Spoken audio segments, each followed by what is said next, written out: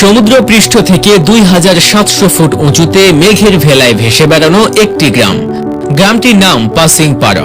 অপরূপ সৌন্দর্যের এই গ্রামটির অবস্থান বান্দরবান জেলার রমা উপজেলার কেওক্রাডং চূড়ার পাশে।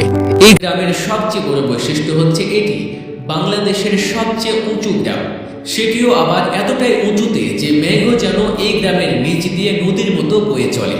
আবার মনে হবে গ্রামের মধ্য দিয়েই বোধহয় মেঘের অবধারিত যাওয়া আসা।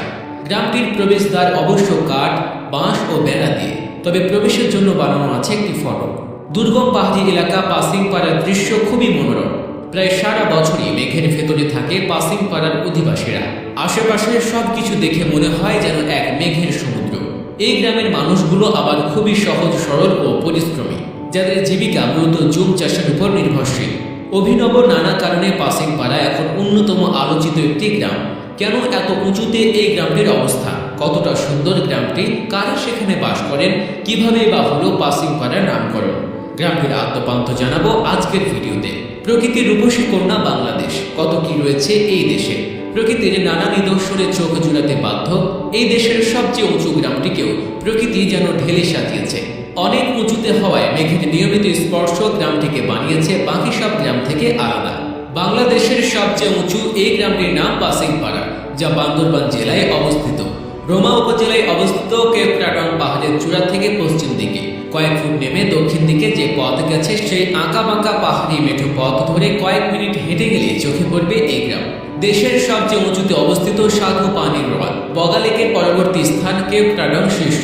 এই পর্বত চূড়ায় পৌঁছানোর পর হাতছানি দিয়ে ডাকে বাংলাদেশের সবচেয়ে উঁচু গ্রাম পাসিংপাড়া, যা রোমা উপজেলার সদর থেকে 30 কিলোমিটার দূরে অবস্থিত।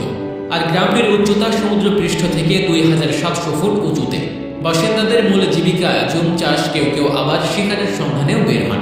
এখানে থাকা ঘরের বেড়ায় বাঁশের আধিক্য থাকলেও ছাউনিতে রয়েছে টিন। পাসিংপাড়ার সবচেয়ে বড় আকর্ষণ এর অবস্থান। এত উঁচুতে অবস্থিত হওয়ায় গ্রামটি প্রায় সারা বছরই মেঘের আবরণে থাকে। মনে হয় যেন মেঘের উপর ভাসমান একটি গ্রাম। আপনি ঘরের সামনে বা মাচার উপর দাঁড়িয়ে স্পর্শ করতে পারবেন মেঘ। চাইলে হাঁ করে গিলে নিয়ে নিমেষে ভেতরটা শীতলও করতে পারেন। শুধু তাই নয়, পাসিংপাড়ার মেঘ আপনার চারপাশ দিয়ে খেলা করবে। মেঘের এই প্রতিনিয়ত চলাচল, সাথে পাহাড়ি পরিবেশ, সবুজ বন, ঝর্ণা এবং নদী এই গ্রামটিকে অসম্ভব সুন্দর করে তুলেছে, যা দেখলে চোখ জুড়াতে বাধ্য।